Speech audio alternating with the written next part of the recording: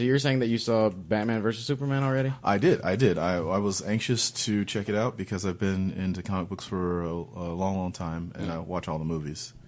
What did you think about it? Okay, all right. First of all, let's start with a little disclaimer. I'm not going to tell you about any spoilers because I'm not that kind of guy. Oh, great. You're great. Okay, all right. The thing about it is sometimes you want some nuance and you want some subtlety. And, I feel like in the Marvel movies, right. They talk about different stuff. Like, for example, the X-Men movie, I feel like really when you're talking about mutants, what they're really talking about is like homophobia and racism and such. Right. It's been like a subplot. Yeah, it's this extended metaphor, and I think it's hit because sometimes that kind of stuff is hard to talk about. Right. Now, I was hoping DC would do that kind of thing, and instead, it's just a little heavy-handed. A lot of talk about being a god, and we're in a democracy, and we need checks and balances, and it's just, right. I get that they're trying to do this kind of subtle thing. I get that there's a message there somewhere, but it just felt like they were beating you over the head with it instead of, suggesting, Yeah. They kind of went Star Wars prequels on you. Yeah. I was hoping for the new Star Wars, but they hit me with Phantom Menace a little bit. Just a little bit. Maybe more Attack of the Clones, if I'm going to be honest, because it's got a lot of action. It's got a lot of action in it. And it's got a good amount of politics in it. Like, like how in Star Wars they had those Trade Federation stuff and talking about land deals and stuff like that. It's not as bad as all that, but there's definitely a lot of talks about voting for bills in that third prequel. Yeah. So it's not the worst. It really isn't. I was trying to think about where it ranks up with some of the ones that like the first Hulk movie wasn't good. Oh god. The third X-Men movie not so good. Yeah. The second Thor movie not the best of them. Right. So it's kind of around in there. But it's nowhere near as bad as like Green Hornet, or Green Lantern, even, Green Hornet was like 2 hours, right? Yeah. Wait, so is Batman versus Superman, right? Well, no, that's 2 hours plus. That's 2.5 hours. Jesus. Is that hard to sit through? Well, the guy I was with, I did notice him kind of falling asleep during one part of it. Oh, man. But okay, so here's the other part. All right, if you're a DC freak, if you're a Batman, Superman freak, go see it. Right. All right, you're not going to be super upset, and there's going to be all sorts of little Easter eggs, little things like, oh, they're talking about this. Oh my God, I get to see this for the first time. You can tell that they're leading towards the Justice League in a big way. Right. It's called Dawn of Justice, and I think there's no surprise for that one. Right. Yeah. So the people who want to see this new version of Superman, this new version of Batman, Ben Affleck as Batman, all How was that? Is that as bad as everyone thinks it's going to be? I still remember I when. had faith. Yeah, okay, like I want to feel good about you it. guys are pretty young, but I remember when they were doing the Tim Burton Batman and they announced Michael Keaton as the lead in that, Right. and people lost their minds. They petitioned, they cried, they threw babies out of windows. We really haven't changed. Yeah, so and that one ended up being awesome. This is not exactly that, but I wasn't upset at him. He's better than Clooney, better than Kilmer. Yeah. We'll take that, right? But not as Bale. No, man. Those are films. You can't. I feel like Bale didn't make the movies, though. He didn't himself, but I think that he fit in with Christopher Nolan's world perfectly. Yeah. I agree. But no, this was fine. I'm going to go back and watch it back at home. It's later on. I'm probably not going to go back to the theater to see it, but I will see it again, and I'll probably like it a little bit more on the second. But basically, what I should tell everybody who wants to see it: lower those expectations, lower them, and you'll enjoy it. I was hyped. I had him set pretty high for this movie. Off point, right? They're going to build the cinematic universe now. Yeah. DC. Okay. Universe. Now here's a good way of getting a measurement. Have y'all seen Deadpool? Yeah. Yes. It was awesome. Did you love Deadpool? Yeah, it was awesome. Yeah, I thought it was Well, awesome. see, there's a humor in Deadpool. There's a joy in Deadpool that is not in this movie. I'm just saying, it's a very serious movie. Yeah, I know. Well, and serious isn't bad, but even in those, like we were talking about the Christian Bale ones, they were serious, and then there's some real light moments that kind of cut it up nicely. Right. What this movie really needed was Okay. in the first Did Avengers. Chris Nolan not produced this one? He was an executive producer, from what I can tell, but he wasn't the director. It was Zack Snyder from 300. Yeah, and Watchmen. And Watchmen. Which arguably, those are good movies. Yeah, forget he did I those love movies. those movies. Forget he did those movies. Man. All right. Think about the fact that he did the first Man of Steel, and it was not so bad. But how, like, okay, you're a DC fan, right? Yeah, absolutely. I mean, I like them both. I really do. All right, Superman. How do you make a movie about that guy and keep it entertaining? Well, you have to beat him up a whole lot, you know. For me, I don't know. When I was a kid, I grew up with a Christopher Reeve Superman. Right. All right. And part of what made you love that character was his time spent as Clark. Right. Because even though he looks just like Superman, those mannerisms, you know, the way he seemed to be pushed over by people knocking into him, you know, the way he just keep dropping his glasses, and you know, he was such a different character that it was believable you didn't recognize him. All right, it was that kind of stuff that I was wanting to see more in this Dawn of Justice movie. You know, at the end of the Avengers, do you guys remember that one scene where they're not talking, they're just all PTSD'd out, sitting down by the table? Yeah. It's the funniest thing ever. Yeah, you know, because it's just so human. You know, I think that's what I wanted a little bit more of. Right. Having said that, there's a few things in there that when you see it, you're going to get very excited. All right, I'm not going to tell you what it is because no spoilers. But there's, How much of a touch is there? Because, okay, the thing that made me the most excited about this movie was because I saw a lot of... Did you ever read The Dark Knight Returns? oh, absolutely. I saw a lot of Dark Knight Returns. Well, I mean, like, in this movie. okay, this is not spoiling anything, but we've seen the bat suit, right? Yeah, and it looks just like Frank It looks Miller's. exactly like Frank Miller's thing. Yeah, there's no question that he got that from Dark Knight Returns. But keep in mind also... And he's an older Batman, too. He is an right? older Batman, too, but a lot of the plot points from Dark Knight Returns, they had already revisited in those last three Batman movies, you know? So they're... Don't be thinking that it's that. It's a mixture of several different things in the Batman canon, all kind of squished together, you know? Yeah. And it's also, of course, it's a launching point of Justice League. So you Yeah. get a sense of what is that, you know, what does that possibly entail? That's all I'm going to say about that. See, my headspace isn't even on Justice League yet. Like, I'm still... Like, Because, I mean, they showed... I care like about the, Batman so Oh, much. yeah. That one screenshot of, Wonder Woman. Oh yeah, Next one. That, Okay, I'm I'm not excited going to about say that one. anything about I Wonder haven't Woman. even- I will say that I liked the casting choice. That's what I'll Right. say about that. All right. All right. I mean, I'm still going to see it. Oh, you should. You should. I mean, if you're a fan of that kind of stuff, you should. I'm just saying, don't be thinking it's Deadpool. Don't be thinking it's like that last X-Men movie. Yeah. You know, what was it? Dawn of Futures Past, Right, Yesterdays, Today, something. You know, I mean, those are brilliant movies Yeah, that maybe you don't even have to be a fan of superhero movies to get into. Actually, Marvel, Yeah. I watched the first Iron Man, and that was it. I watched the other ones at home, and I was like, there's no reason to watch the rest of these, because they're fun. They're fun movies. Yeah. But at the end of the day, they're just blockbusters. Well, I don't know. I mean, I think for me, the Thor movie Right. was not the best. It falls into that category, right? But like when I got into Captain America, like I thought that was awesome because I'd never seen. I mean, because the first Captain America movie is almost like set in the past. Most of it's there, and that's awesome. So it's almost like it's almost not a comic book movie. It's more like a kind of an old school war movie, and I thought that was amazing. Yeah, I mean, they're all good. I'm not against them, but what I'm saying is, like, it's a red box movie.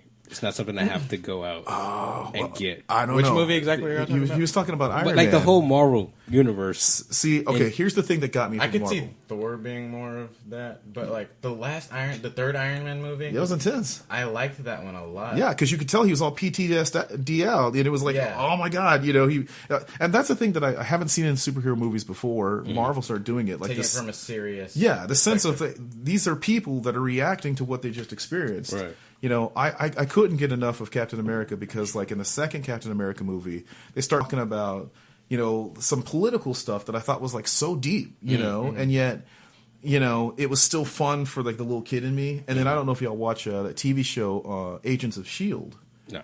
but one thing that was like I've never seen done before is that as soon as like major stuff happened in that movie, the TV show reacted to it. Mm-hmm. Oh wow! And that was so like okay, like you talk about being a kid watching reading comic books, the crossover stuff that's the best. When you have to like look into another thing and it's like, oh my god, I know why this is happening because I just saw it there. Mm-hmm. So I feel like Marvel's nailed that aspect of it, where you don't have to watch all the movies necessarily, but if you do, you get rewarded because there's certain little tricks and jokes in there that's like what they do is great. Like they really took it seriously. Yeah.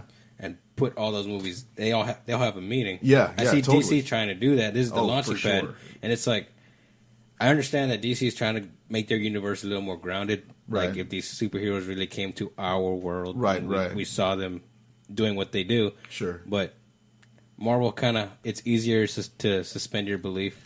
I can understand that. More yeah. You like Marvel a little more stuff lighthearted. is a little bit more fantasy. Well, except for like, have y'all seen Daredevil on Netflix? Well, yeah, that's not lighthearted at all. That one's crazy. Yeah, it's amazing. Dude, Punisher looks really cool. Oh, it's so good. I haven't watched any of it, but it's really good. You should watch it. It's worth your time. It absolutely is because I mean they take it. To me, that's Marvel's version of the last 3 Batman movies. It's like that same level of like kind of darkness, grittiness.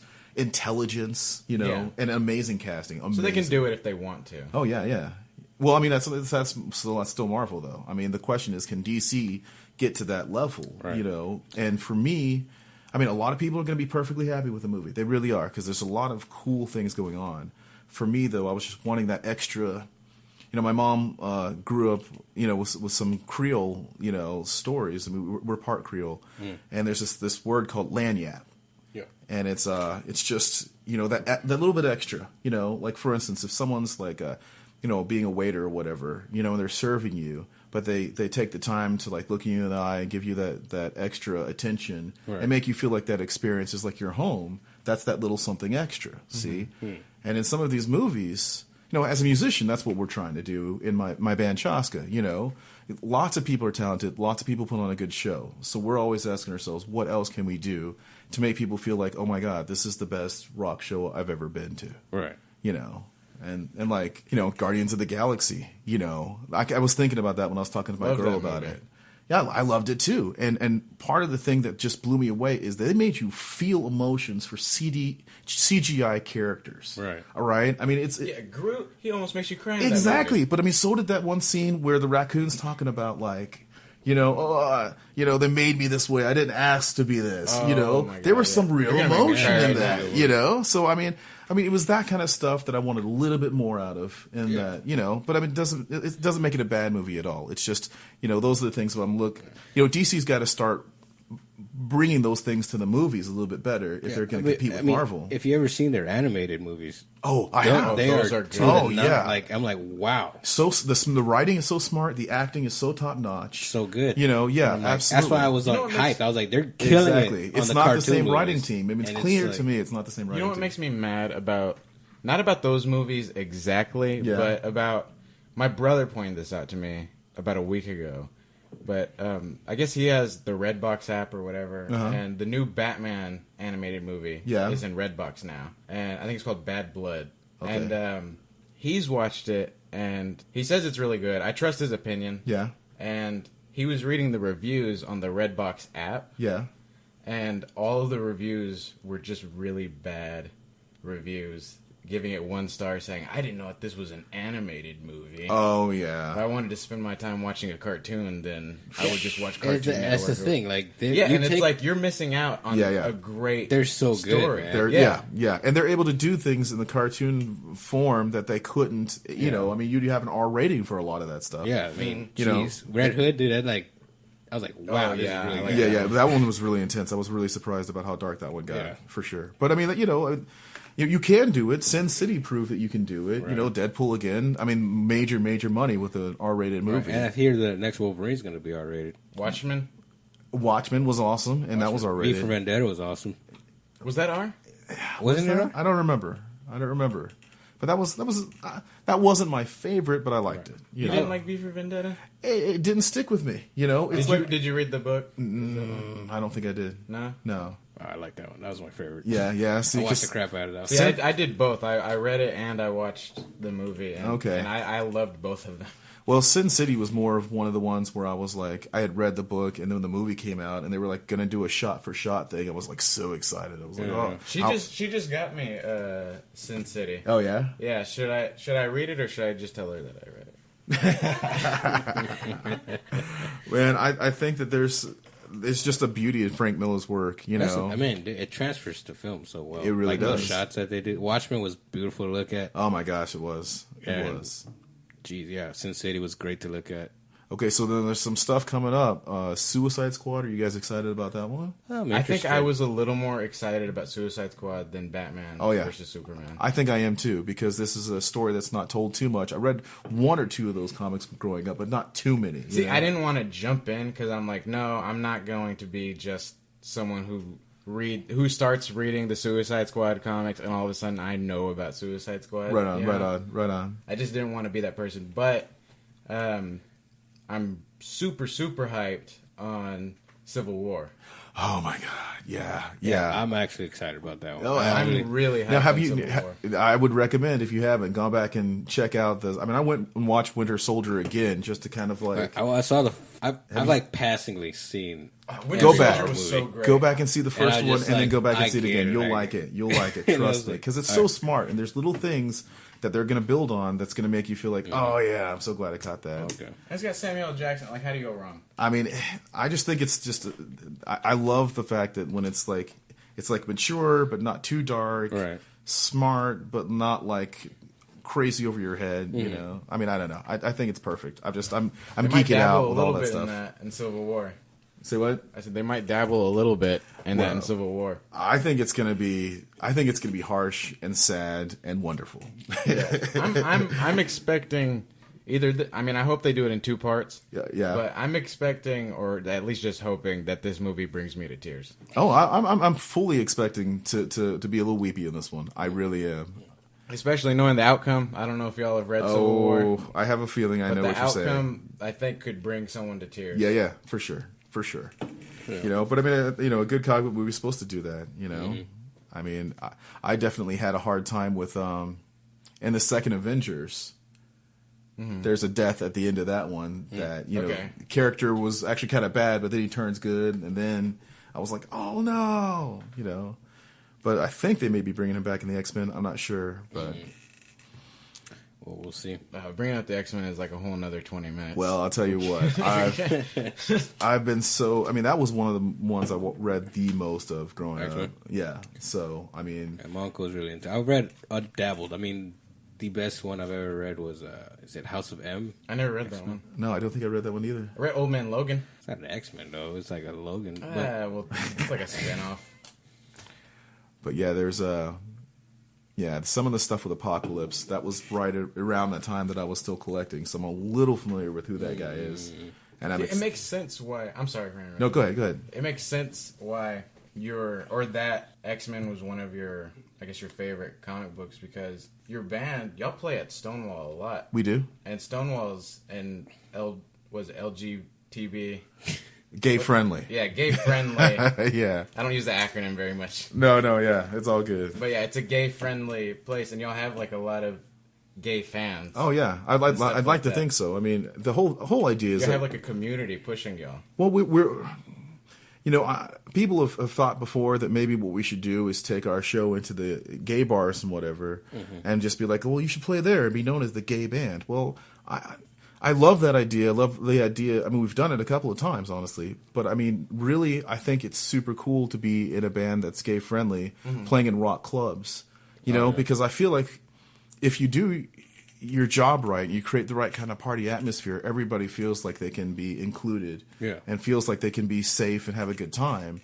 You know, and sometimes I think in a rock atmosphere, it's very angrily heterosexual. You know what I'm saying? Yeah. You know, it's kind of like this weird kind of vibe, or you look so good, I'm gonna tie you up to a tree and do something to. It's like, well, that's not super romantic. I mean, you know, in the right situation, I might ask for that, but you know, you know, at the end of the day, though, I mean, yeah, the band is we're out for a good time, but it is important to us to have, everybody who might not always feel comfortable at a rock show to know that, if I'm going to a Chasca show, there's going to be good people, and I can wear whatever I want, and I can dance all freaky if I want, and it's just a good time. So yeah, I love Everyone's welcome at a Chasca show. Absolutely. Trump supporters, come on. We played at Riley's here in Hunter, and that was interesting because that club didn't seem initially to us that like maybe we'd have a lot of fans, right. And there are these two guys, wearing the uniform,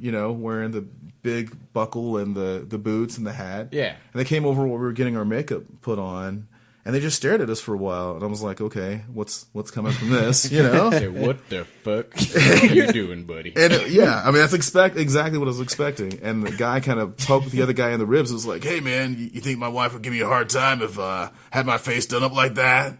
And I was like, wow, that's his version of a joke.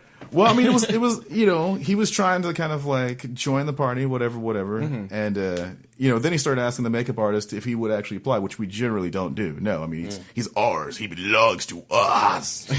So we don't like sharing our makeup artist, but, it was cool, and generally, we people see us in the club, they see our outfits, they see the makeup, they have questions, but after the first song, most of the time, people are like, okay, I'm on board with this. These guys are here to have a good time. And it sounds maybe like they take their music seriously. So I think I'll be along for the ride. And I think maybe some guys and bands don't always want to admit it, but I think the audience wants that. Whether it be punk or indie or experimental or free jazz, I think the audience can tell if you put a lot of time and effort into things. Right. And I think it's, it comes out into the communal joy of everybody if you do, so we're all about that joy. Yeah. How long have you been doing this? Oh, the band's been together for a good 6-7 years, something like that. Wow. I've been with them for about 5. Oh wow. When I first heard them, I was playing in a different band called the Standouts, and the thing that hit me was that it was one of the most original sounding bands out there that actually still also sounded good, right? I mean, not to be too much of a dick, but sometimes when bands are like, oh, we're original, it's kind of like, yeah, you are. Oh man, you're original as fuck. Yeah.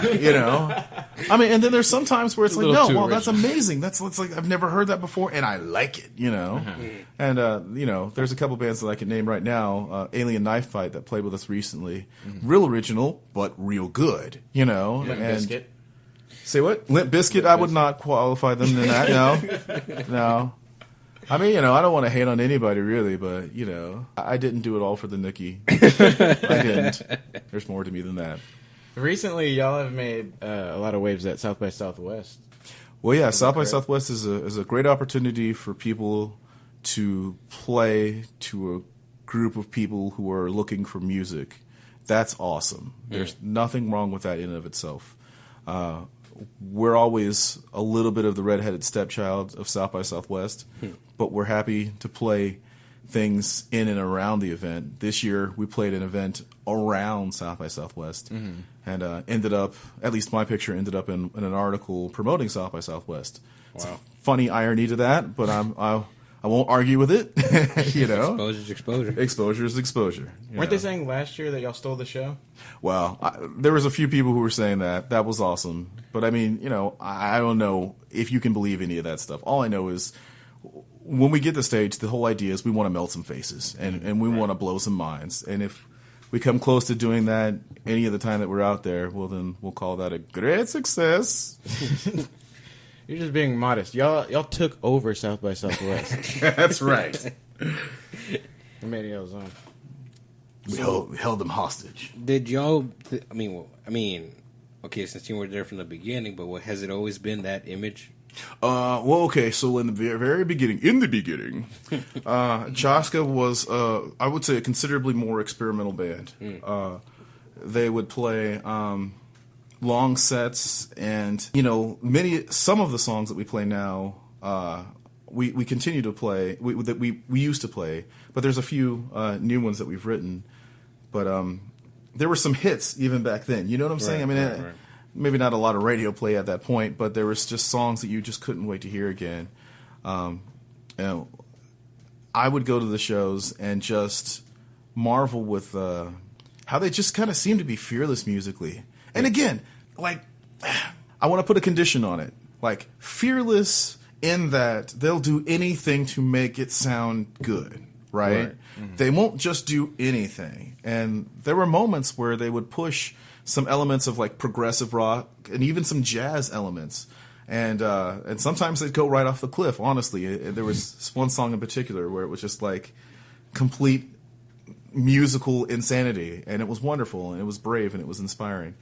And when I joined the band, there was a decision to kind of go in a little bit, slightly more of a AC/DC-ish, okay. you know, kind of like we're a rock band that does progressive rock, that does these, interesting soundscapes and textures and all that stuff. But we are a rock band. I think it was more of that when I joined. And so the sound has kind of changed. Anyone who has the first recording, Painting the Sky, the one before me, we'll hear a big difference to the stuff that we recorded in the Bubble Studios. We've got 2 EPs out, A Bedtime for Bedlamites and The Barbarian. Both of those are like indicative of this kind of new Chasca, new-ish, relatively new. Mm-hmm. What do you think about where rock music in general is at right now? Oh, man. It's awesome. Now, look, okay, let's... there's a lot of debate about whether or not rock music is just this corporate, fake waste of time, or if it's dead. I don't know, man. I think everything has ebbs and valleys. I think sometimes rock likes to flirt with hip hop, and sometimes sometimes you create good stuff like AC/DC and Aerosmith doing Rock This Way. I think that was cool, right? And Anthrax did Bring the Noise, and that was awesome. Even I'm the Man, as goofy as that is that goes way back, but the metalheads will know this. I think that was an awesome hybrid of metal and hip hop. But then sometimes you get Limp Bizkit. Yes, sometimes something great happens. Right. Something great like Nickelback, for instance. Well, and I don't hate on Nickelback. I really don't hate Nickelback. No one hates Nickelback. Yeah, a lot of people hate Nickelback. No one really hates Nickelback. Yeah, right. Well, enough people love Nickelback. They're in denial. Yeah. Love people because they tour still. I don't know how they do it, but they do. Yeah. Here's the thing. Rock and roll has always been something that your parents were supposed to not like, and we've lost that a little bit. Right. We've lost a little bit of the edge, a little bit of that. Hey, this is for me and not for y'all. I think grunge, kind of, as much as I really like a couple of grunge bands to this day. I think it kind of punched rock and roll right in the crotch a little bit, because now we've got a lot of guys who are just way too damn serious. Yeah. We've got these kind of post-emo lyrics where it's like, oh, man. I'm so sad, my parents don't love me. And I dig it. I want people to share their emotions. I want them to be their true selves. I do. But I think rock and roll has gotten just a little too serious sometimes. And, it's kind of fun when you listen to a band like Muse, for instance, who, can be like an epic kind of rock band, but we'll also do like a dance pop song and have fun with it and have it not suck, at least, by my opinion, so I don't know. I'm inspired by some of the stuff that's popular. A lot of guys like to focus on the stuff that they think that sucks, that shouldn't be popular. I try to never let myself think about that. There's good stuff out there. I mean, hell, within reason, I still even like some of the Foo Fighters stuff, Within reason. I mean, I'm not going to go crazy on it, but, someone puts on something off of that second album, The Color and the Shape, I'm going to go pretty crazy, Yeah. Right. Within reason, I don't really like Limp Bizkit. Yeah, no, there's no reason for Limp Bizkit. There is no reason. And someone owes us an apology. Now, without reason, I love Limp Bizkit. Right. No, I mean, there's all sorts of music that if I remove the reason within myself, then I'll be like, oh yeah, babe, I love this. What's this, Jim? I mean, when James told me we were going to interview someone from a band that made a splash at South by Southwest, I was like thinking in my head, flannel shirt and ukuleles. But then I listen to your stuff, and it's like, no, these guys, fucking rock stars, man. Oh, that's beautiful. No, yeah. I mean, that whole ukulele thing. Okay. True confession time. I have 2 ukuleles of my own. Oh. I've got a bass ukulele. I've got a baritone ukulele. I enjoy playing it, but This guy's a poser. I haven't yet brought it to Chasca practice and said, "Hey guys, Let's do some atmospheric ukulele songs. here's a song called Tiptoe Through the Tulips, baby. It's gonna blow your mind." Oh, he can do it. Yeah, no, we haven't done that yet, but give us time. Give us time. We all get there. Yeah, there is a community on YouTube that does a lot of Misfits covers on ukulele. Well, that's wild. And they are great. That's excellent. I recommend watching those. I will definitely check that out. I do think that kind of stuff is Ukulele cool. covers are great. Yeah. But original ukulele songs. Bands who center their entire band around a ukulele and atmospheric noise. It's like, enough of you. Trim that beard and get a job, sir. Good job. Put some shoes on. Well, I mean, someone's going to listen to you right now and just feel like that's a challenge. You're going to feel like, I'm going to prove to you. Nickelback can be good on Yeah, ukulele. right? This is how you remind me. That exists, right? Yeah. That has to I'm be sure. something. I'm certain. Microsoft thought it was a great idea to make an artificial AI and have it try to be a teenager on Twitter, a teenage girl on Twitter. Okay. How could this go wrong? No, I can't see. In a matter of hours this week, Microsoft's AI-powered chatbot, Tay, went to jovial teen to Holocaust-denying menace. Openly calling for a race war in all caps. The bot's sudden dark turn shocked many people who rightfully wondered how Tay, imbued with the personality of a 19-year-old girl, could undergo such a transformation so quickly, and why Microsoft would release it into the wild without filters for hate speech. Hate speech. They had a little too much faith in us. Well, I mean, maybe they've had too much faith in the concept of artificial intelligence. Yeah. That too. Yeah. They have too much faith in intelligence. Some tweets that she released go, okay, gas the kikes, race war now. Wow. 1488, hell Hitler. Wow. And then followed by Hitler did nothing wrong. Oh my god. And That sounds like someone hacked into that. Followed by N-word, tongue my anus. Yeah.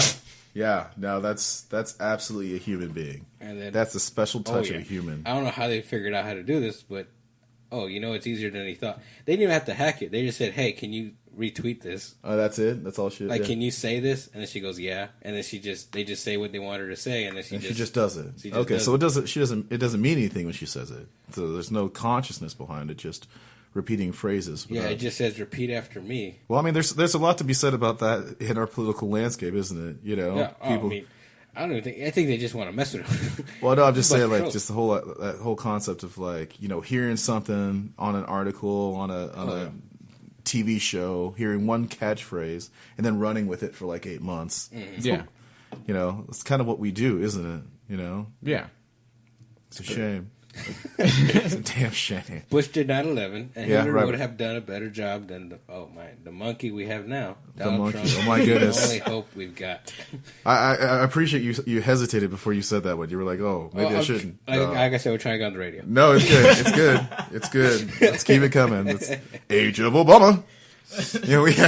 Swagger since before the internet was even a thing, and then she retweeted that picture. That's awesome.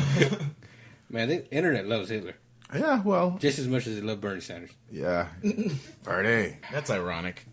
right? So who do you vote for if you only feel the burn in your crotch? Well, I think technically that would make you a burn victim. Nicely done. Nicely done. So Hillary. Yeah, Hillary. So then, I mean, it didn't take long. I mean, that's the internet for you. Yeah. In a nutshell.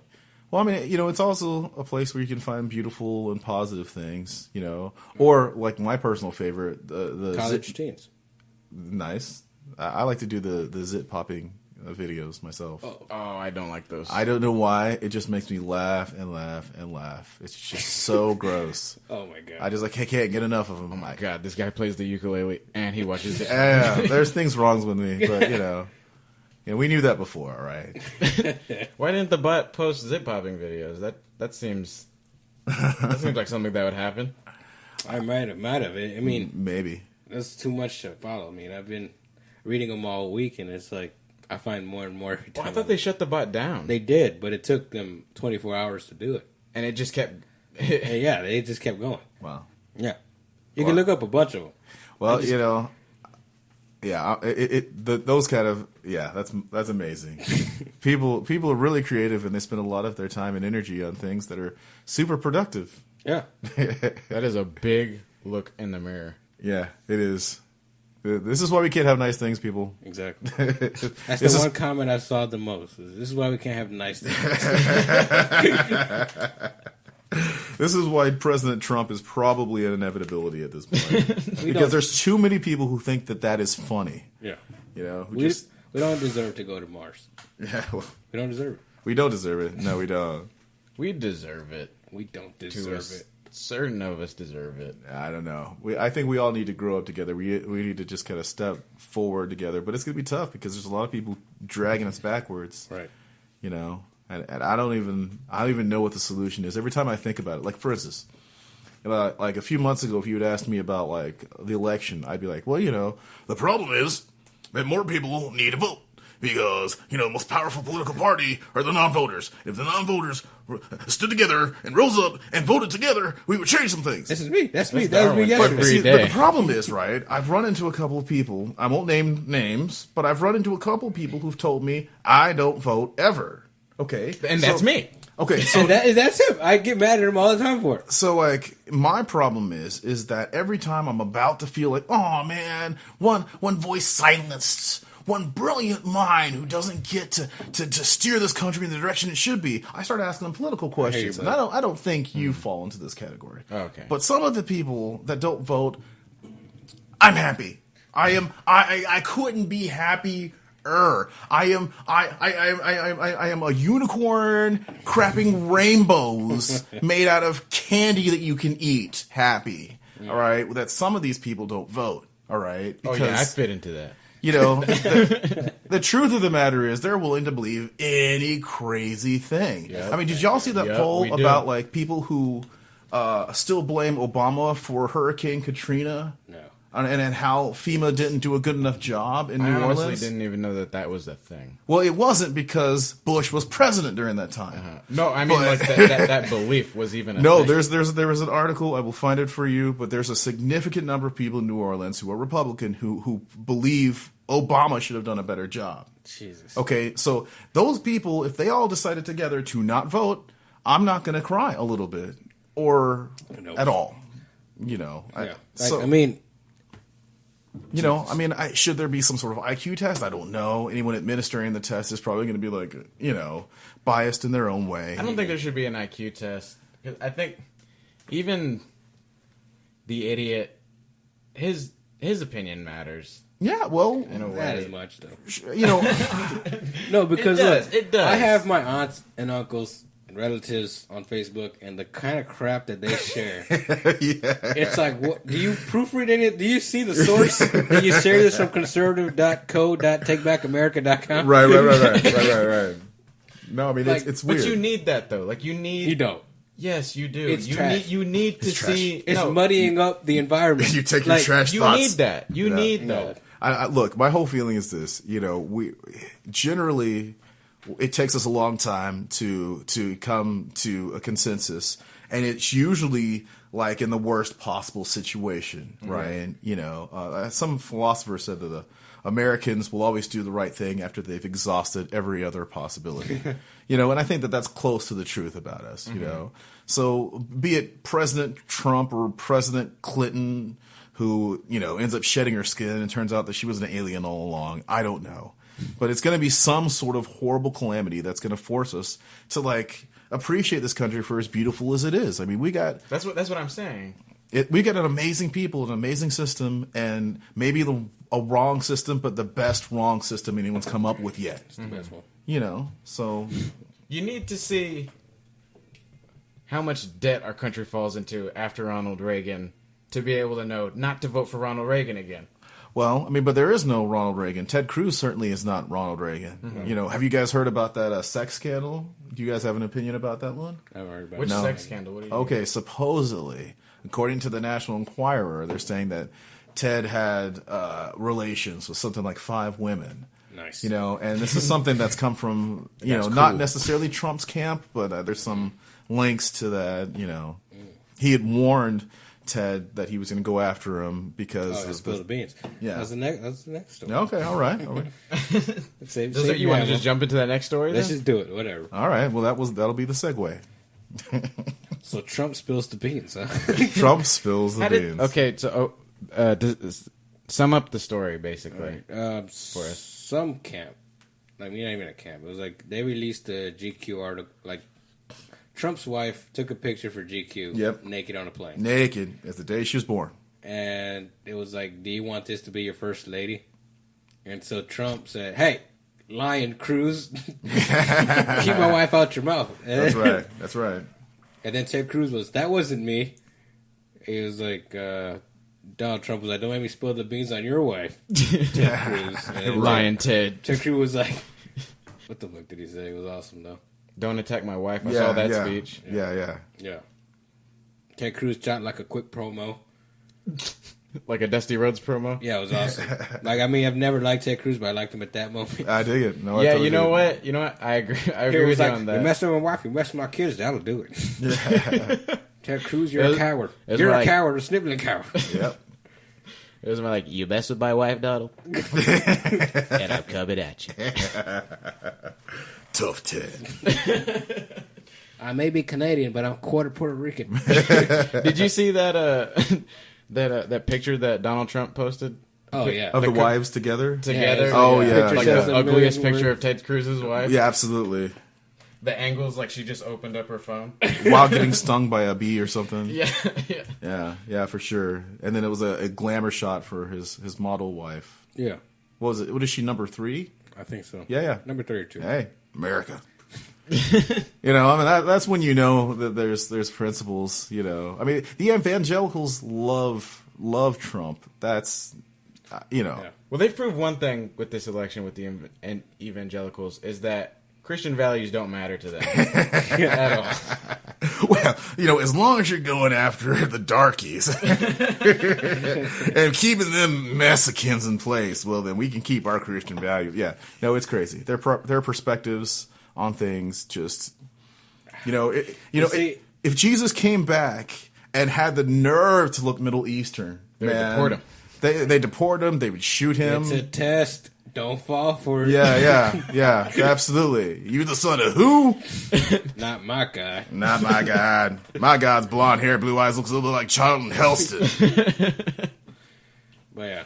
But see, I mean, evangelicals, they vote. Well, they do. No, and They're a big they voice. and they vote even when it's not a national election, Right. Which is why we have the Congress that we do. You know. Yes. I mean, and Democrats have not caught up with that at all. I mean, to be fair, Democrats, God bless them, they're so fat and lazy and like so like, well, we're the only people that the gays like, and we're the only people that the blacks like, and we're the only people that the women like. We don't have to do anything. You know, and the corruption just oozes out of their pores as like maggots crawl out of their nose and into their mouth and out again. You know. And it's just like, well, these are the guys that are defending us. These are the guys that I'm stuck with Right. because I'm ethnic. You know, there's a sweet kick in the pants for that one. I'll tell you. It's just, man. You know, but I mean, at the same time, I mean, I've never seen an election like this. I have never seen candidates, you know, sink so low. I mean, I really thought that it was going to be, you know, I don't know if y'all remember, but like, I was reading an article about W back when he was running, and you know, towards the end of their time before they were choosing a nomination, a member for the party, they were, you know, McCain was ahead by a lot. I mean, a lot, and people were like, okay, McCain's going to be the guy. Yeah, well. And people in Bush's camp were like freaking out. You know, they were like 19 points behind him or something. So the way I heard the story is that they first floated this lie that McCain was crazy, and it didn't do enough for them. It didn't give them enough traction. So the second lie that they floated was that McCain had an illegitimate child. But wait, there's more. It's an illegitimate black child. Oh no, you can't do that. Oh no! And as soon as you want, now that's why we had President George W. Bush. We would have had Gore. Yeah, we would have had Gore. I'm not saying that's necessarily a super huge improvement, but No, but it would have But he was liked by McCain's gay black son. right. No, yeah, they were friends. No, but I mean, to me, that's what the Republican Party is. It's, if the truth doesn't work, let's find a lie that's shockingly telling about what we really are all about. Right. Now you've got these stories about Cruz, and his affair, supposedly. He's a Zodiac killer. Right, and he's a Zodiac killer. And Trump, God bless him, I mean, every so often he says something that's completely true. And so you can't just dismiss the guy. Yeah, exactly. And and remember all that talk about the hand size in the debates, and as I was thinking about that.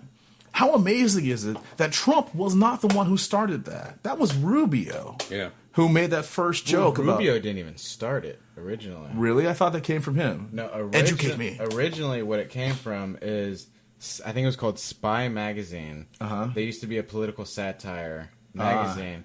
And back in, I think it was the 80s, they did an article about Donald Trump, and they called him a short-fingered Bulgarian. But like, is he so vulgar? Like this all. but ever since then, I think the guy who ran Spy Magazine, he said in interviews now that ever since then, I don't know if it's every year, but once every few years, Donald Trump sends him pictures of himself with his hands circled with a gold Sharpie. Right. And it says, "Not so small, are they?" Yeah, so at some point Rubio knew that was like a soft spot, which is bizarre. Of all the things the man should be insecure about, his hands.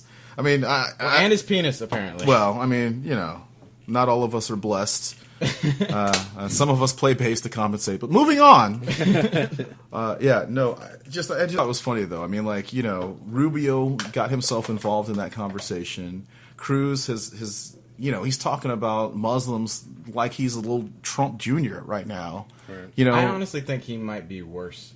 I do 100% believe that Cruz is worse because the problem with he's not a real conservative. He just knows that that's the part he needs to play to get him behind him. Cruz believes he's drunk the Kool-Aid. He believes the hype. He doesn't even seem to understand that even Reagan, his demigod, did a lot of liberal things in his presidency. Some of them good, some of them not so good. But I mean, it's Cruz believes it. He's a true believer, and I think those are the guys that are the scariest. Cruz is scary, but I feel like I don't want Donald Trump to win because if he wins, he might actually win the whole shebang. Well, I mean, I don't know. I just don't know. Is that worse than Cruz? I feel like if Cruz wins, Hillary can beat him. That's a good thought. I mean, I don't know. Point. I don't know. I just know Donald, that I don't want. No Cruz. one's focused on the negative of Cruz too much yet either. I don't know. We have. But you mean like the we're not the people that you're glad aren't voting but yet. Conservatives don't like him either, though. Like, no, they really conservatives don't either. There's a lot of people who are saying. There's some people who are saying anybody but Trump. There's still a group of anybody but Cruz is out there. That are conservative. So. But I feel like the hatred for Hillary is more than there is a hatred for Cruz. I don't know, man. You see, this is what's wrong with our election. We're thinking about who we hate more instead of who we like more. How did we get here? See, I always vote against somebody. Yeah, I think most people do. I think ultimately when you go into that ballot box... Like I said last week, turd sandwich, douchebag. There it is. Which one looks better? I mean... I'm not in love with Bernie, but I love the fact that he's basically been the same guy since the 70s, and you can't say that about any of them. No. It's taken me a while, but I am there with Bernie now. You're feeling the burn finally? Yeah. But that doesn't mean you're going to vote for him. I might. Yeah? I might. Yeah. All right. If he wins it. Because Texas already passed. Yeah. But if he got it, he's got my vote. That's awesome. That's awesome. I don't know. I will likely vote Democrat, whoever it ends up being. Wouldn't you just love to vote Republican? Wouldn't you feel good about it? You know, the problem is the last time I did, worth it. the last time I did, it was because I voted for W. Uh-huh. And, you know, and I don't have a great reason for it, except that, you know, I don't know if y'all remember, but there was the floods real bad right before the election. Mm-hmm. And he was doing a lot to try to help people from running off and leaving their kids in the car to, like, drown and stuff. Mm-hmm. There was something about that. And the way he was holding back, the way that you could tell he was thinking in his head, dumbasses, you know, save your children. If you're going to drown, fine, but save your children first, you know. Yeah. That was all over his face, but he still spoke in a clear way. I thought that maybe it was a good idea. And then, you know, when 9/11 happened, I was like, well, okay, Republicans tend to be the most vicious people. They're going to respond in a serious, you know, considerate way and go after the guys that went after us. But we went after Iraq. And I was like, that doesn't seem to, I don't quite understand. You know, and maybe, I mean, we don't know everything, right? I mean, you know, it takes decades to really understand what happens, like, honestly, in the span of a presidency. And maybe everything happened, gave Obama the alley-oop to get Osama bin Laden. Mm-hmm. Maybe. I'm willing to give it the benefit of the doubt. But the last time I voted for Republican was W, and there were too many times where I was kicking myself for it. So I think it's going to be hard for me to do that again. You know, real hard. Yeah. You know, especially if all they're offering up is Trump and Cruz. I mean, my God. Kasich's still in there. Kasich's still holding in. Sure he is. Sure he is. But I just really don't see it. I think it's hilarious that they found someone that I'm more concerned about than Trump. Mm-hmm. You know, I mean, if you think about it, almost no other time, if Trump was running against an aardvark, most people would choose the aardvark. Right. You know, I mean, Lindsey Graham, before he decided to endorse Cruz, said a joke a couple weeks ago about him, saying if he got murdered in the Senate and the only people on the trial were Senate members, no one would ever get arrested. Yeah. I mean, everyone hates Cruz. That's basically what you were saying. Yeah. I mean, and there's a reason why. He just seems to exude douche out of his pores. There's no negotiation with him at all. He's certain he's right. He is absolutely certain he's right. And when he does something good, like, you know, he and Ron Paul and a few Democrats got involved with the some of the you know, mandatory minimum sentencing, you know, and did more drug court stuff, basically relaxed the super tight sphincter of the drug war just a little bit, you know, and I respected him for that, you know, but that's too few, too far between stuff from Cruz. Yeah, I mean, Jesus, watching him talk, wow, it's disgusting. Yeah, but we're not supposed to like our president. I think we get that wrong. We tend to. Someone said in a poll, I'm sure you guys have heard that, people tend to vote for people you want to have a beer with. I don't want to have a beer with a leader of the free country, you know, of the free world. You wouldn't have a beer with George W. Well, I mean, I would now, you know, because I have a few questions that, you know, I'm thinking he'd have to be 2 or 3 beers deep before he'd be honest about it. But I mean, I'm just saying, you know what? Like, for instance, Hillary. One of my biggest criticisms about her has always been I don't like her. Right. You know, there's something about her that like seems really icy. But there was a TV show, and I'm forgetting it right now. SNL. No, but they were speaking in terms of metaphors, and you can tell. No, it's Scandal. Do you guys ever watch Scandal?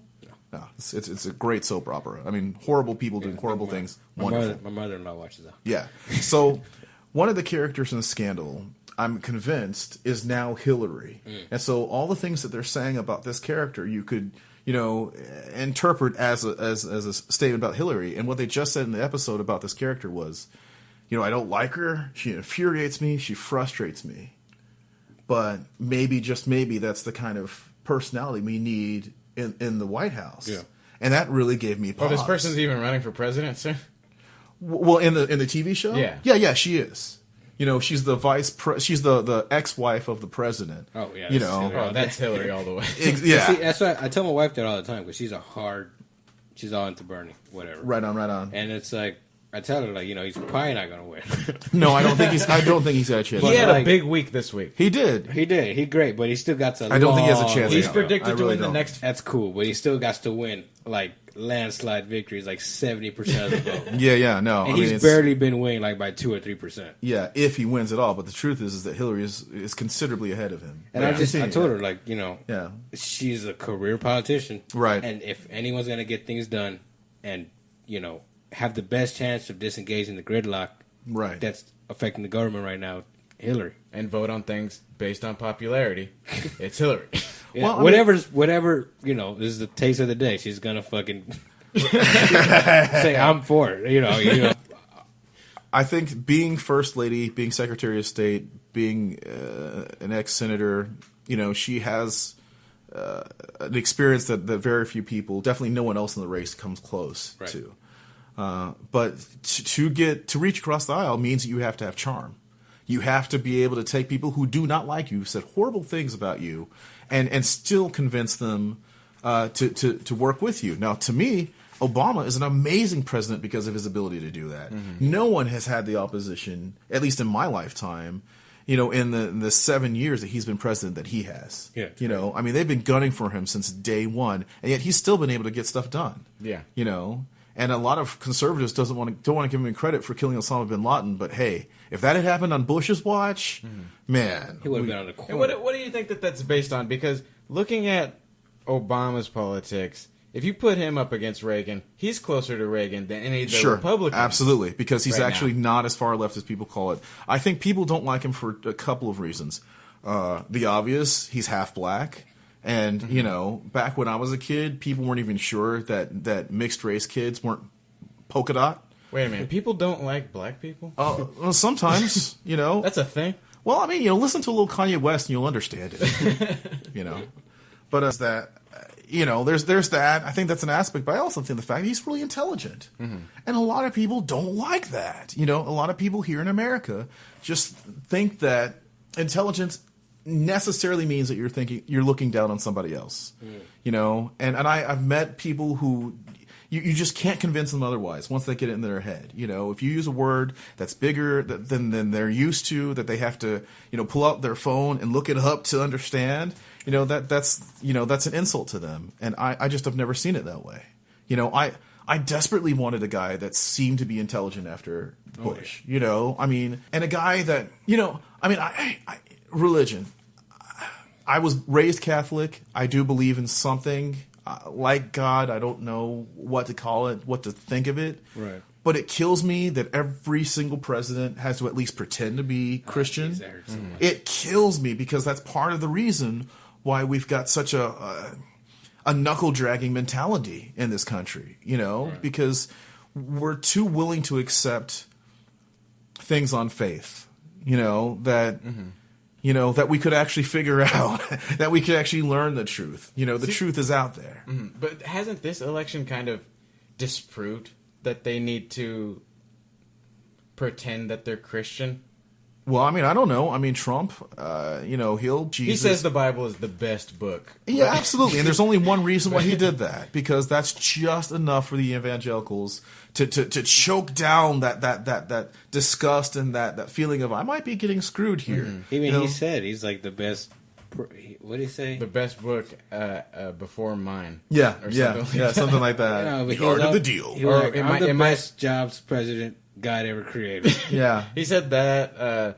I think he said, "No one likes the Bible more than me." Yeah, I think he said. I think that is an actual quote. Yeah.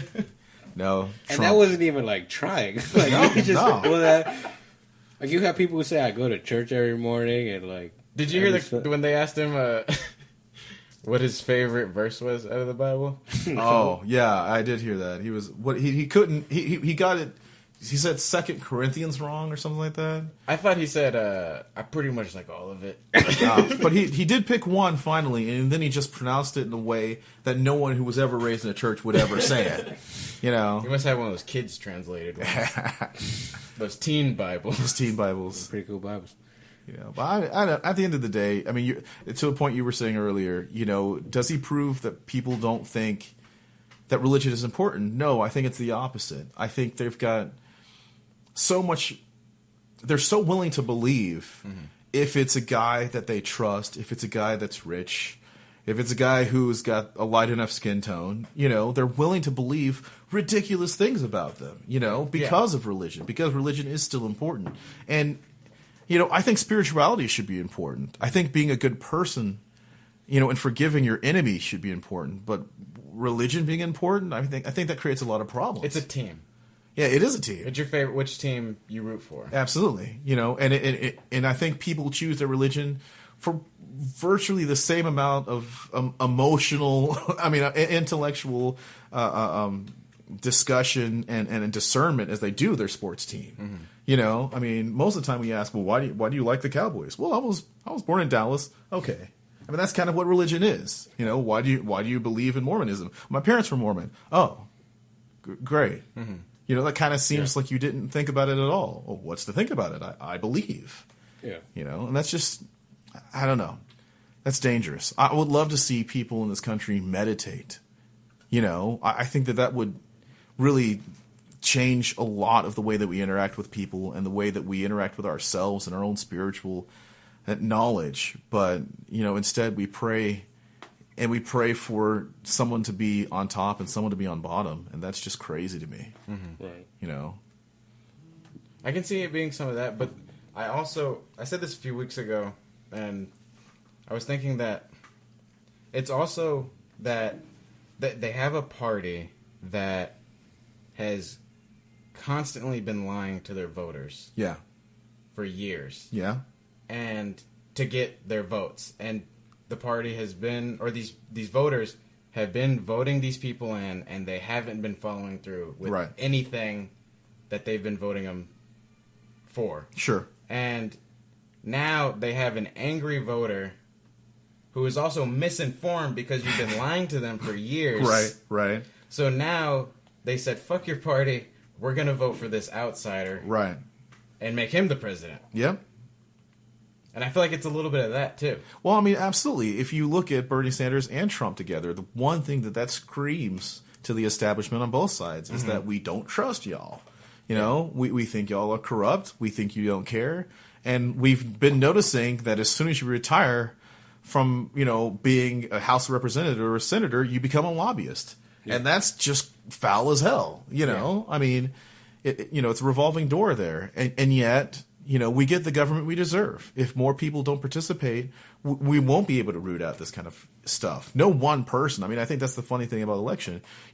Trump wins, Sanders wins. They're going to try to set people's attention on certain things, but neither of them would ever have the power to make the changes that either of them promise. Never. But Sanders will actually admit it. I've seen it in interviews where he's like, look, the only thing I can do is assist the American public if we all decide to go in one direction, But that's a big if. That's a big ask, And I don't know. I believe in this country, As a black man, I think about it sometimes, and I think about some of my pro-black friends who are like, man, screw this white bread America, KKKK.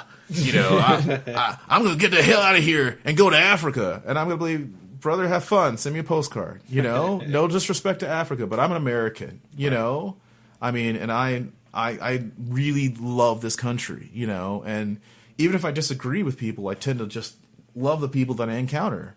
And that's a part of the thing about Chasca too. It's fun to be in a band that's as crazy as wacky as we are, but we still have right wing fans. We still have conservative fans. Yeah, that's something I'm proud of. I don't ever want to be in a Dixie Chick situation where I feel like I can only be cool to one side of people. Mm-hmm. If you like my politics, then you'll finally understand what I'm singing about. Screw that noise. Right.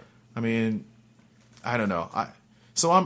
Part of me is really excited and interested in what's going on in the election, but I'm just not scared like I used to be. Mm-hmm. Having said that, it still looks like Trump is ahead. I might get more scared of Cruz because, again, I see him as someone who wants to create a theocracy, and that never ends well for virtually any nation. Mm-hmm. It certainly wouldn't end well for us, And I just don't want anyone's idea of morality being shoved down our throats, Yeah. That's me, yeah. Nail on the head. Yeah. Couldn't say it better myself. Yeah. I don't want a president who bases his policy on conspiracy YouTube videos. Yeah, well, I mean, that could be a little rough because, I'm sure they're all wacky in some ways. I mean, I'm sure if you ever get any of them in a room, be it Clinton or Obama or, freaking anybody, I mean, I don't know about you guys, but, I recently read George H.W. Bush's book, Oh, really? And I thought maybe since he's close to death and he's years away from his own presidency, he might be willing to be honest about things that maybe, he wasn't honest about, when he was a politician. And I got a sense from that book that Republicans know really what they're trying to do, and that's part of why you've got the Rubios and the Cruzes and the Trumps, and the Carsons. God help us. Oh, Ben Carson. Jeez. After him, no one's going to think a neurosurgeon is smart ever again. After he's in his zone and he's doing his job. I'm sure he's amazing. The brain is awesome, but once he opens his mouth, he has like Asperger's. He's like, the world is 5,000 years old. Right. The pyramids were used to store brain. Yeah. Duh. I mean, I really do he's a special guy. That's what I'll say about him. It was entertaining. And he's a black conservative, and I could go off forever for that. But I mean, black conservatives are real interesting. They seem to want to pretend that race is not a factor, in anything, no matter what. You could have a Klansman beating down a black man, in front of him, screaming racial stuff at him, and a black conservative is going to be like, well, there's probably more to the story than that. It blows my mind. I mean, it's the same thing with Latinos, but you can't. That's the problem when you try to put people in a box. Yeah. You can't. Would a black conservative be considered an Uncle Tom? See, okay. I don't know if I'm allowed to say that. Sure. I mean, whatever. This is your podcast. Well, I don't know if I'm saying the N-word or what. Yeah. Okay, so some of your listeners may, who've just tuned in, I'm a black man. Okay. A lot of people who hear my voice think that maybe, just maybe, I might not be, and that's what I've been getting all my life, right? Some people think that the phrase Uncle Tom is a horrible, infuriating, I'm going to stab you in the eye if you call him that. And those people would be right for most of the part. It's a horrible term. It's a term I feel like black people use to keep, what they think is uppity or overly intelligent or condescending black people down. Okay. Right? My problem is that, there's a couple of things that I would love African Americans, black people to do collectively. That's essentially the exact opposite of everything that the hip hop culture and the people who like to use that phrase, the exact opposite of what they're all about is what I think we should be doing. And I've never felt more alone than when hip hop became the dominant music of our culture, because they're all talking about, I got all these bitches and I got this money and Kanye likes to rap about the clothes he wears and the labels, on his jackets and his shoes and stuff. To me, that's death. That's poison. There's nothing more suicidal to me for an African American than being in love with the shows of wealth and disrespecting the women in our culture. Right. So that Uncle Tom thing to me is like, a black man putting a gun to another black man's head and playing Russian roulette and wondering if something bad's going to happen. That's to me what that phrase means. Now, to me, Ben Carson, is he that? Is he not? Black conservatives to me have something to prove about what they're really trying to accomplish. Maybe, and this is me trying to be a Christian, or at least trying to be a follower of Christ. Okay, maybe if I put myself on my side and I close my eyes and I spin around real fast, I can maybe imagine a world where black conservatives are really trying to do good for all black people by fixing conservatism from the inside. Right? Okay. Maybe some of the horrible things they say about their fellow black people, it's just to blend in, right? So I'm willing to kind of meet them halfway. But it kills me. Like when I grew up in St. Louis, there was a lot of gang gang violence going on. Right. And it was weird because like sometimes white friends would come up to me. I'm sure you guys have had that experience where white friends are like, "Hey, explain all Hispanics to you. Tell me everything about the culture and explain." I don't get it as much. Yeah, that's I don't awesome. know why. I got it. You get it? I grew up in New Orleans, it's predominantly black. Yeah. And they would just go up to me and go, "La, la, la." What did I say? Like, Right. It's like, that wasn't Spanish, that was gibberish. That was Like, gibberish. I'm sorry, I don't usually do this. And they were like, "My last name is Lopez." And it was like, "Are you related to Jennifer Lopez?" Like, no, I'm not. Yeah, right. Jennifer. But I get what you're saying. It was Yeah. like you become the spokesman Of your people, for right? your entire people. You know, It's like- and so like when that's extra uncool when there's a lot of gang violence and like innocents are being shot down in the street. People want you to be able to explain that, but man, I was wearing Metallica shirts, Right. and just like listening to nothing but heavy metal and just like wishing I could be brutal on stage. That's so I had no idea, I had no frame of reference, and then hip hop comes and I'm like, well, okay, at first this is kind of cool, this is interesting, this is unique, and then it turns into gangster rap, and then the thing that you start noticing is all your white friends want to hear gangster rap real loud. Comes in a gangster rap song, your white friends are rapping along to it. Yeah. Well, let's not call them friends. When your white schoolmates are rapping along to it, they'll look at you and they'll lean into the N-word. I mean, they will lean in hard as if to say, "Hey, you can't say anything to me because it's in a song written by your people." Right. What do you say to that? You flip them the bird and then you go listen to some Anthrax really, really loud. Right. It's just it's a weird thing. I don't understand like this kind of like self-destructiveness, Right. Within the culture, I mean, something I can kind of relate to that is, predominantly black New Orleans public school. Yeah. Like 10% of the school was Latino. And there was people who have been here for generations, people who had just come over. Right. But we all stuck together just because, Right. you have to. Oh, totally. And then I moved over here, and hey, Mexicans are everywhere. Right. It became us and them mentality. It didn't matter it mattered more if you were here for a couple generations rather than just getting here. Right. And I've never seen that before. Yeah. That division. There is nothing different between you or them. Well, that's a radical statement. The matter of time you have in this country doesn't matter. I mean, you're all the same people. Why are we dividing ourselves? Well, I mean, I think the problem is that a lot of people don't believe that. They want to believe that they're different and worse. They're better. Yeah. And countries really fall off the damn cliff when we get in love with this idea of how much better we are than other people. Right.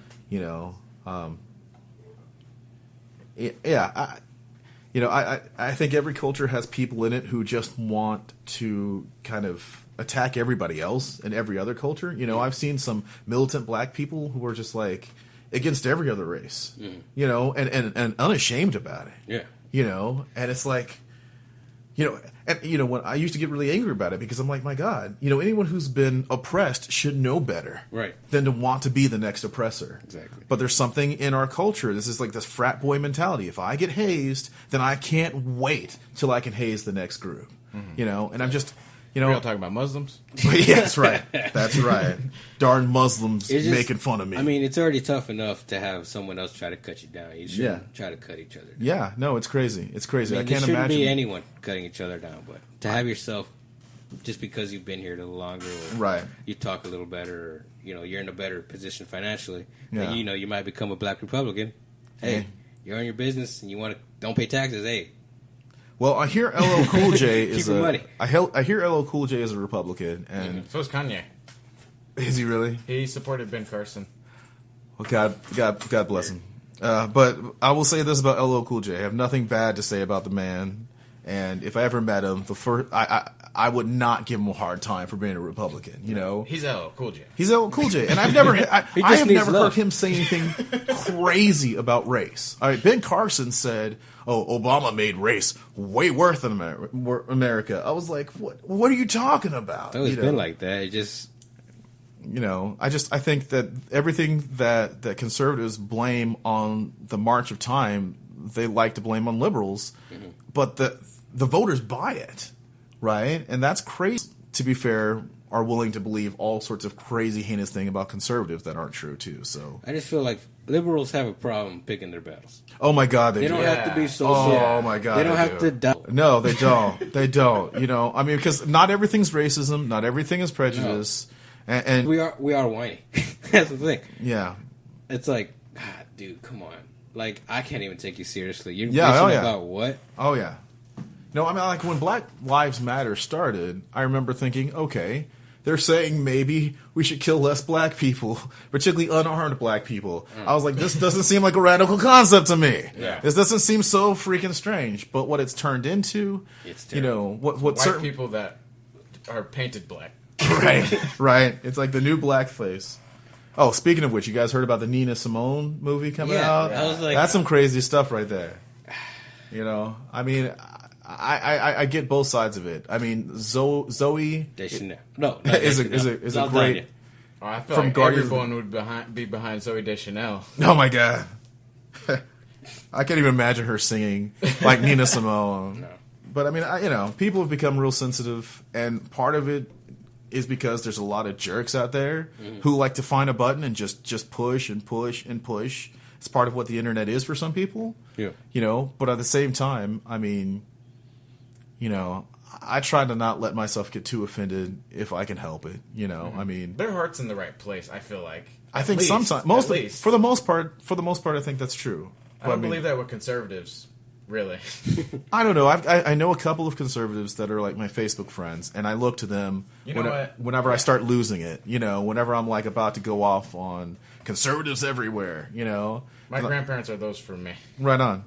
You know, there's good ones out there. It's just, you know, what they're willing to focus on and what they're willing to ignore. You know, that whole pro-life argument. You know, it's like I'm pro death penalty. I'm pro endless warfare.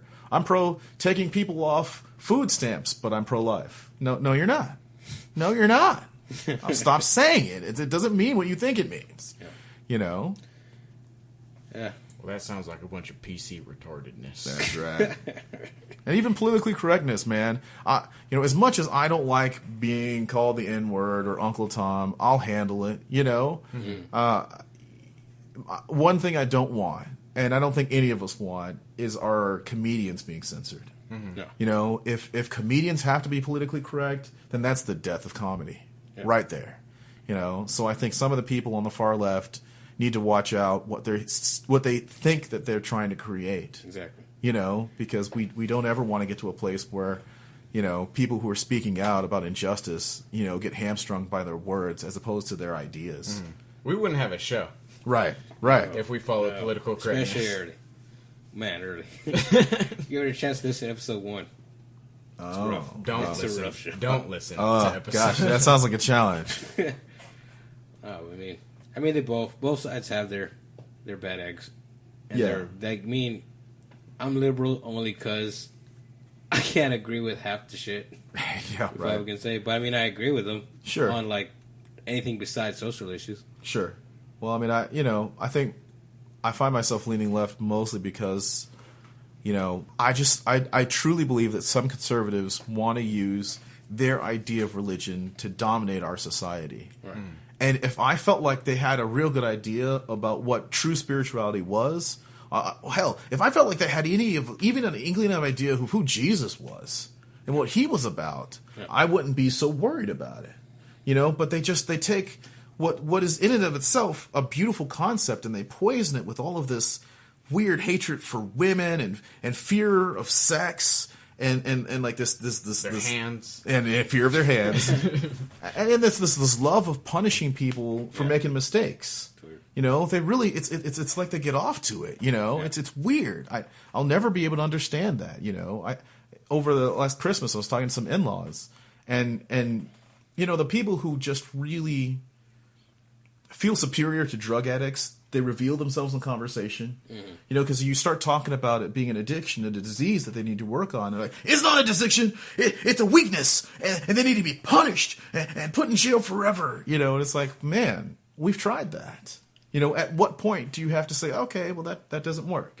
Yeah. You know, but I mean, that it doesn't, nothing matters to them. No facts, no figures, no heartfelt argument. They just, in their head, they're sure that, they see things the right way. And I don't know, man. I sometimes think I'm sure that I see things the right way. And then I get on Facebook and,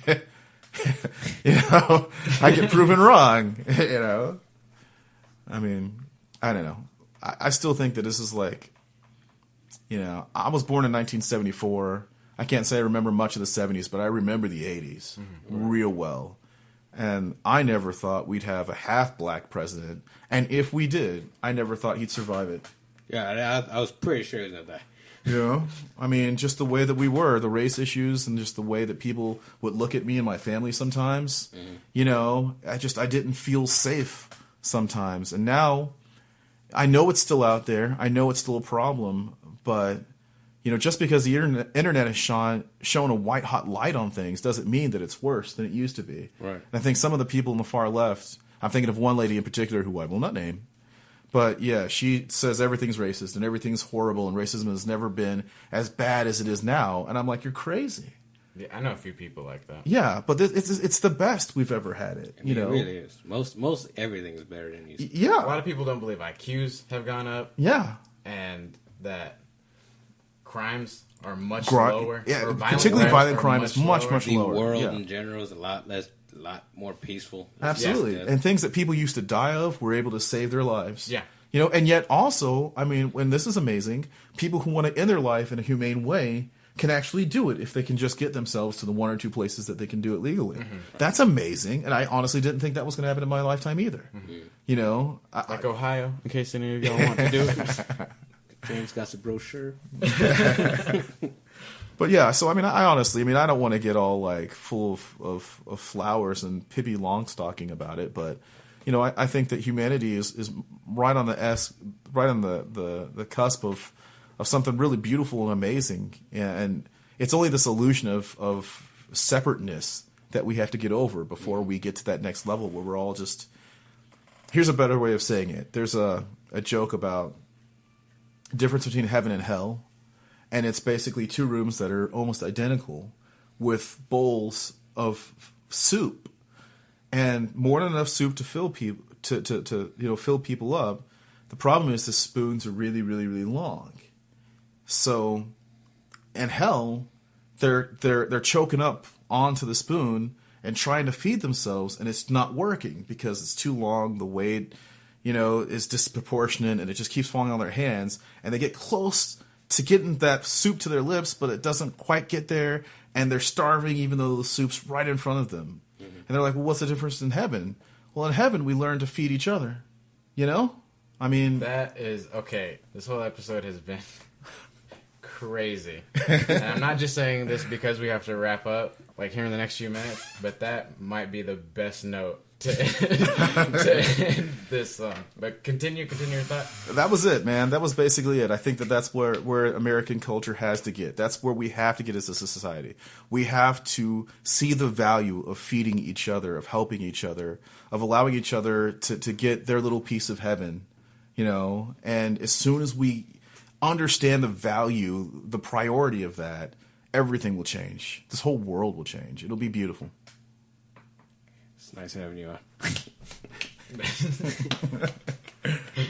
And listen to more Chasca. Oh, yeah, and Chasca. They're awesome. Do you have anything you want to plug before we go? Well, tomorrow we're going to be playing Head for the Hills. This will be out on Monday. Okay, hopefully. So Thursday we'll be playing in Corpus Christi for the first time. Nice. A place called House of Rock. It will be amazing. So, but in this and any more information, check us out on chascamusic.com. It's our new updated website. It looks cool and it's awesome. And we don't have anything. And thank you guys for having me. It's been a real pleasure. Yeah. Everyone, you can subscribe to the podcast on iTunes, Stitcher Radio, pretty much anywhere. Check out our website. Like us on Facebook and follow us on Twitter @MoreUpNext. And yeah, I'm James Torres, Carl Lopez, and you just listen to This and More Up Next.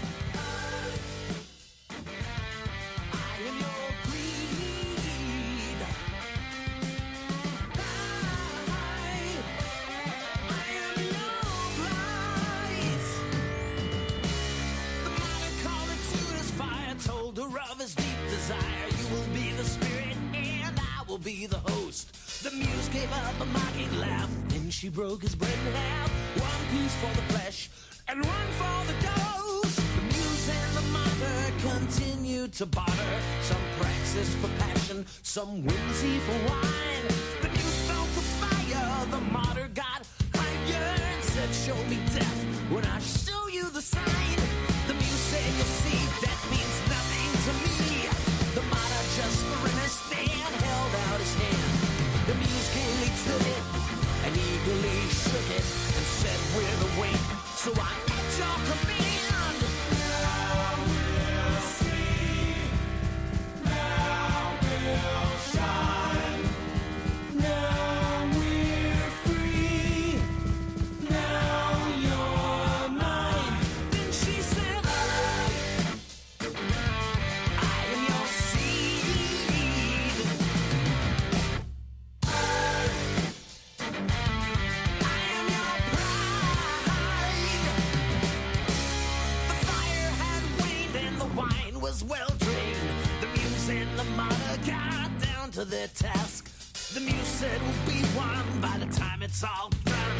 This is my price, and it's all I can ask. The music was groomed and the melodies bloomed. Lush in its body and tasteful in tone. The martyr did use all the love of his muse, and she, for her part, was no longer alone. Now we'll see, now we'll shine, now we're free, now you're mine. Then she said, I am your seed. I am your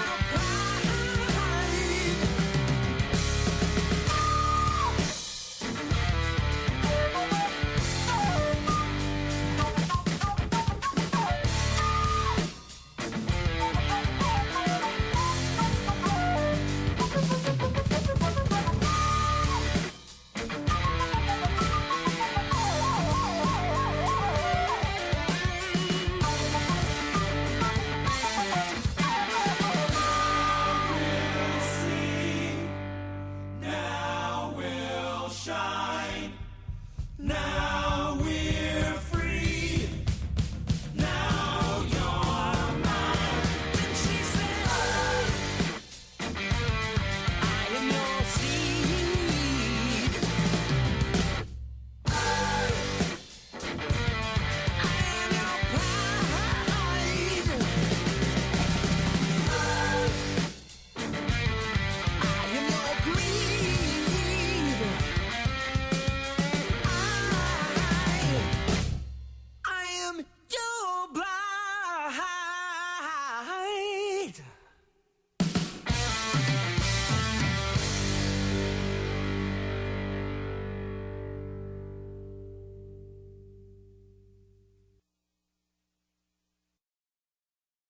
Just for the sound check. So Oh, hello. About podcasts is just you can say whatever you want, you know? Because there's no incentive. Yeah, there's no one telling me not to, but Yeah. Okay, have you guys seen that TV show, The Internet Ruined My Life? no. Okay. All right, we'll revisit that in a little bit. but yeah, you can talk about religion. Talk about whatever you want, man. Yeah. Okay. I don't like all this freedom. It's scaring me.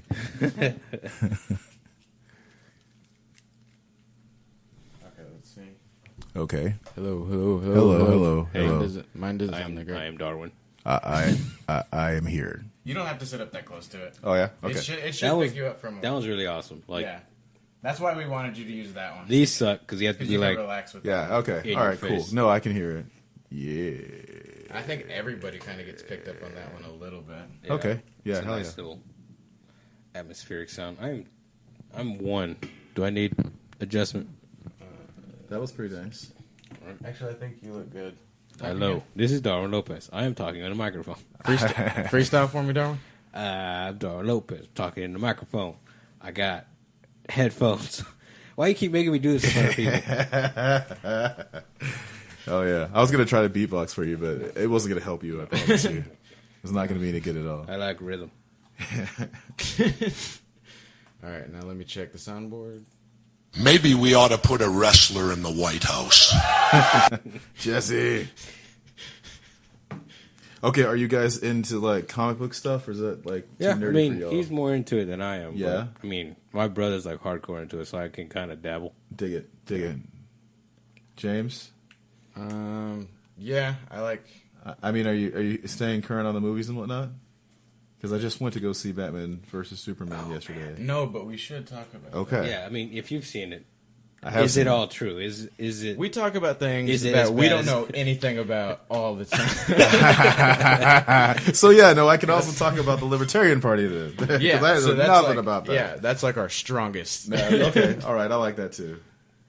You want to just get in and we can do the intro later? What's up, Sure, to we you? will. Or the, we Oh, usually, wait, we Hey, usually no, I don't mind y'all do the intro. Oh, Like, we would just. I don't have like the Just take stories your we're going to time. talk about written down. I got Okay. them. I You got got them 'em? all right here. Oh, Okay, well then just tell me what they are. And I then I'll made just the make up intros today at work because I was bored. something. Okay. That's good. America.